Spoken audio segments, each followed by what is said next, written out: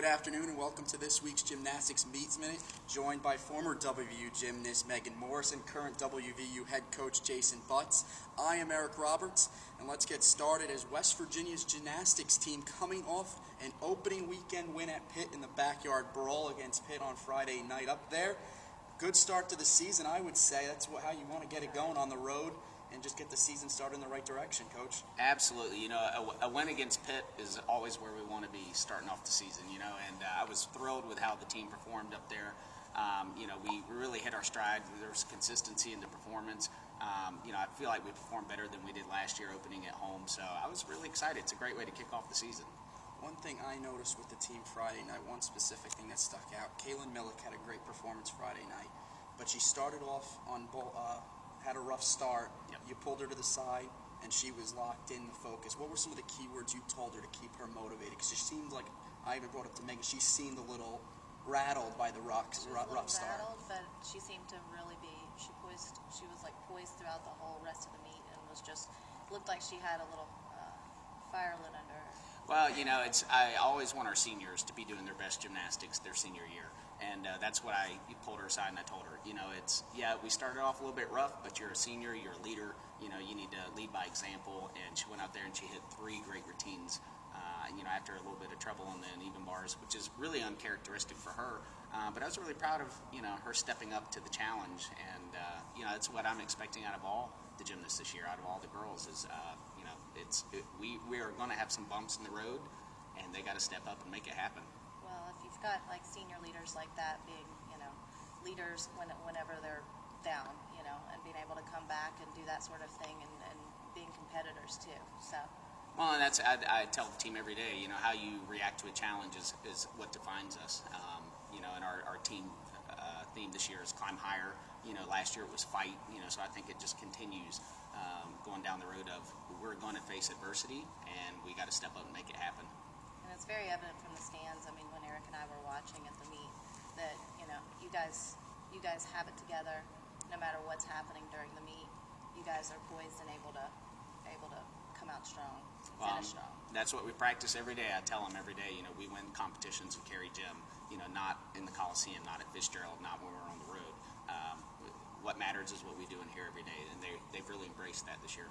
One quick reflection to go back on Friday before we turn ahead to this week. Talk about Jada Lawrence, Alaska Richardson, because they had great performances. The couple that stood out from Friday night. You know, how much fun is it to watch Alaska on floor? You know, I mean, she gets the crowd so into it, and she's another senior that's just doing great, leading by example, and she had an amazing night. And then for a freshman, and for Jada to step in and you know, put up the scores that she did, and to have the calm and the poise that she had was absolutely amazing. That's what we want out of all the freshmen, and she did an amazing job. They are entertainers, that is for sure. Yeah, and that's what we want for floor, right? Oh, yes. So you get the first win of the season on the road at Pitt, but you're going back on the road. A little more traveling required this weekend, yes. As I've heard the travel plans. A pit stop to Minneapolis before finally landing in Salt Lake City. It's a quad meet. Utah, Oregon State, and Southern Utah will be there. Utah lost to number 1 UCLA. I guess that can be considered a quality loss when you lose to the number 1 program in the country. Oregon State defeated Ohio State, and Southern Utah looked very good. All 3 teams are ranked. You went 5-4 against those ranked teams last year. Right. What are you looking forward to the most going west into the Mountain States this week? You know, we've not competed at Utah before, and I'm really looking forward to taking a team in there, you know, that can challenge all 3 of those teams.